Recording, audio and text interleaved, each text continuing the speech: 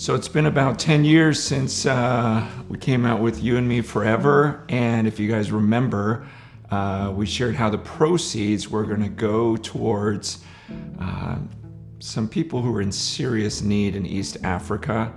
If you remember the story, it was our 20-year anniversary, and we decided to go out there. And the starvation we saw was like way beyond anything we'd ever seen.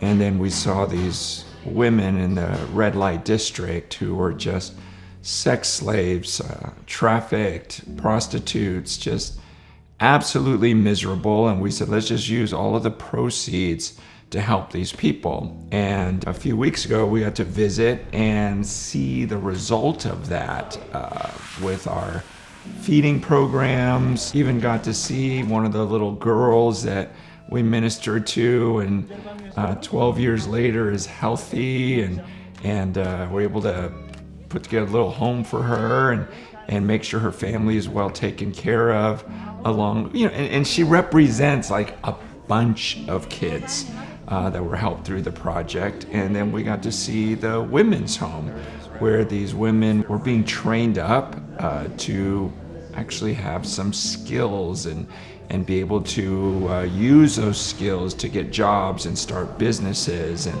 we're able to see the first graduation in that building.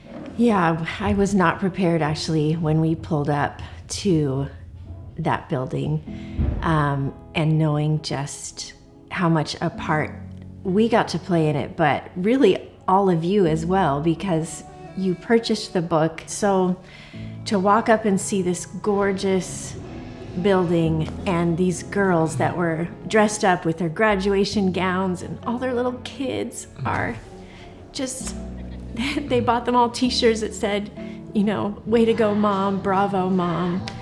And as we were sitting there, I was even thinking about, wow, these children don't even know who their father is. Many of them came because these girls were in the red light district. But I thought, now these women know their true father, and God can be a father to all these little children. And it was just overwhelming. I really cannot describe how powerful it was and how meaningful. And what was really cool was at the end of the trip, we had brought 4 of our youngest children, because Francis liked to joke and say, we want you guys to know where your inheritance went. But we brought... It's not a joke. Right.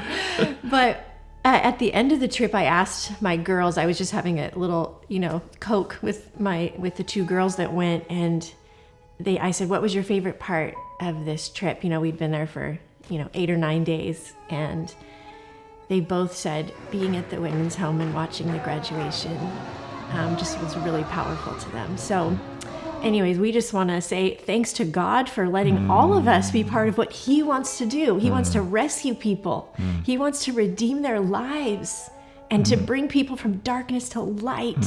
And we got to witness it. And there's just nothing better. Yeah, I wish you could have been there to watch these women celebrate, jumping up and down, singing, dancing.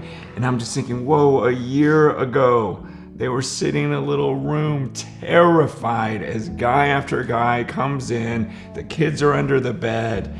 And just, what's this guy going to do to me? What's this guy going to... Just, they would describe the horrors of that life. And now I'm watching them, these beautiful women just jumping, glowing with this future and this hope and this love for Jesus.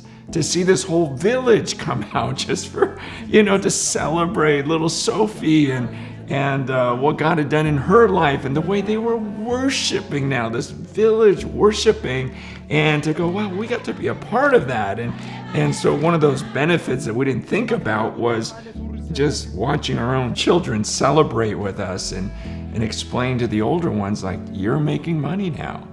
Like, you see what we've done with our money, and there's no regrets. Like, you see how full this life is. Go and do the same.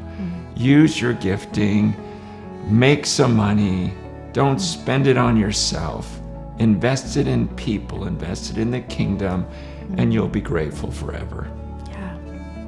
It's such a privilege to just watch God at work all around the world. and to really know it's so good to get outside of our just small, what we see right in front of us, our own neighborhood, our own community, and to remember, like, wow, there's brothers and sisters that are in every part of the world. Like God says, every tribe, tongue, nation, I will have my people. And so to go and watch them work for the Lord and watch how the gospel changes people's lives, what a privilege. And you can know with confidence that God is at work. You know, we watch the news and it looks like, man, everything's going crazy, but God is at work. And don't lose hope. You know, keep fighting for what is on God's heart and believing that He's orchestrating something really beautiful.